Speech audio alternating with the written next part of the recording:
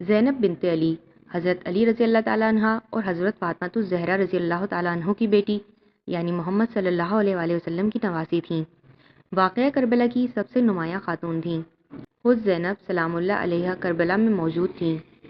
واقعہ کربلا کے بعد حضرت زینب رضی اللہ تعالیٰ عنہ کا کردار بہت اہم ہے۔ واقعہ کربلا کے بعد وہ دمشق لے جائی گئیں، جہاں یزید کے دربار میں دیا گیا ان کا خطبہ بہت مشہور ہے۔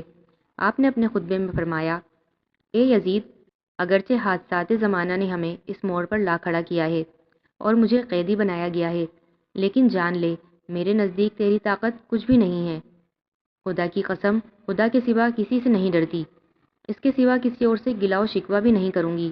اے یزید، مکر و حیلے کے ذریعے تو ہم لوگوں سے جتنی دشمنی کر سکتا ہے کر لے۔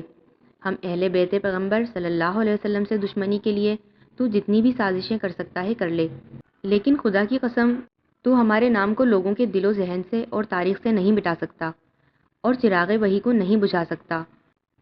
تو ہماری حیات اور ہمارے افتخارات کو نہیں مٹا سکتا، اور اسی طرح تو اپنے دامن پر لگے ننگ و عار کے بدنما داغ کو بھی نہیں دھو سکتا۔